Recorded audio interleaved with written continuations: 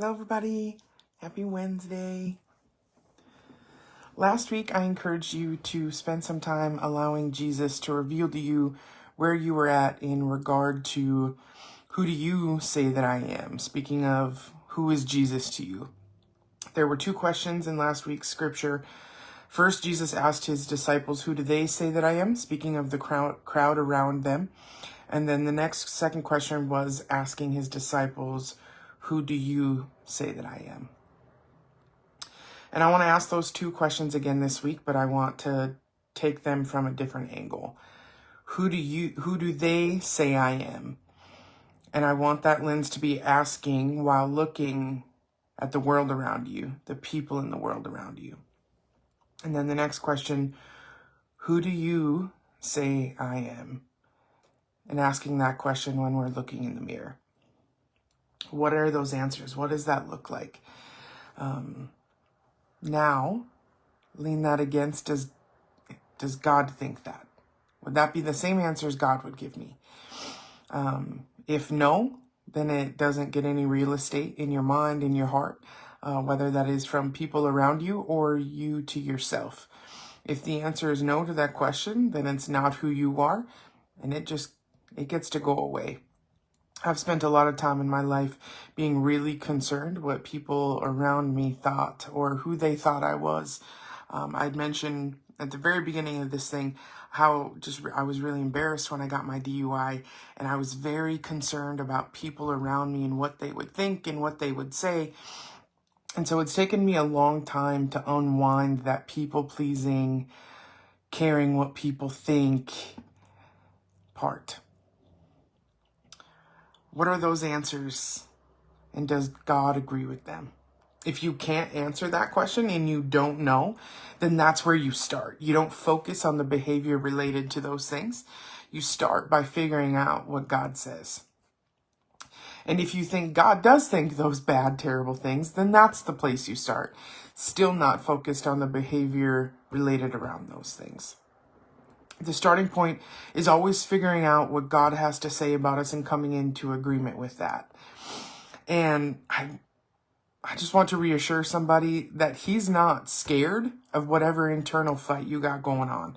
He's not scared of whatever fight is going to be inside of you related to this thing. There's going to be some things that you are adamant, are just part of your DNA. It's part of your personality. It's the way you were built. There are going to be some things that you're going to wrestle and fight with. You're never going to convince God you are something other than what he knows you are. You're never going to convince God you are something he knows you're not.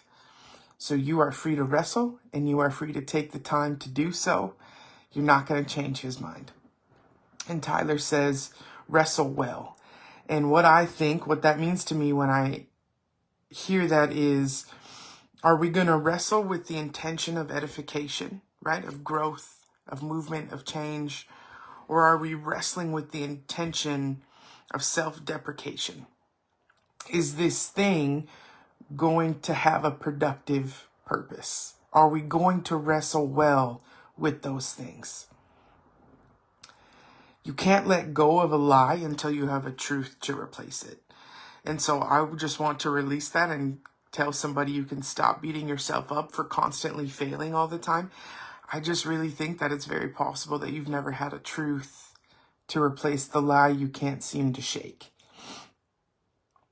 In every inner healing session I've ever done, this is the big moment. It's the biggest moment. What lie am I believing? And what truth do you want to give me instead? We have questions when we go through this. If I'm not my body and what my body does, who am I? If I'm not my actions and my choices, what am I? John 8, the world said prostitute. Jesus said no, daughter. Luke 15, the mirror reflection said worthless, humiliating. The Father said no, son.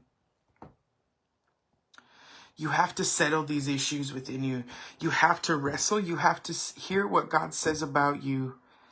Figure out how that looks Otherwise, you're never going to stop wrestling. You're never going to stop this uphill climb every day where you feel like you just can't figure it out and you keep failing and you keep screwing it up.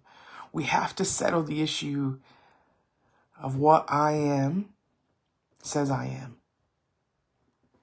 In Acts 10, it says we aren't allowed to call anything God created unholy or unclean.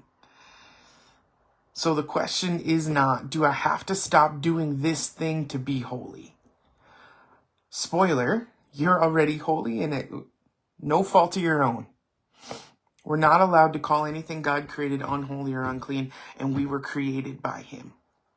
And so you get to change that question. Anything you have, do I have to stop doing this before I'm good? Do I have to give that up? It gets to shift to, because I know who I am, because I know I'm holy, because God created me, I get to leave that stuff behind. I get to put it down, and I get to tell that thing it doesn't control me anymore. It's not a do I have to, am I good if. It's I know, so I get to. A friend of mine is a trauma therapist and says, experience is where trauma happened, so experience is where healing happens. Knowing what the Father says about you is the starting point, but it is only step one. Experiencing yourself in those things is where healing's going to happen.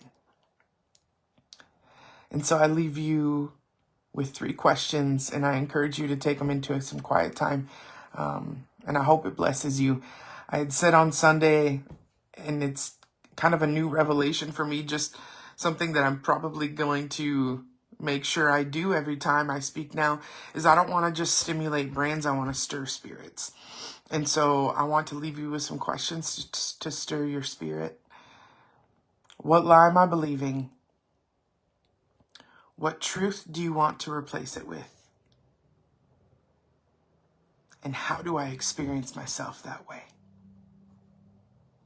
Experience is where healing's going to happen.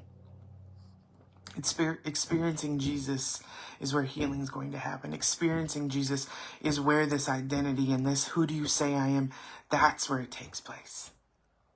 I love you. The Father loves you. You're perfectly loved. I'll see you next week.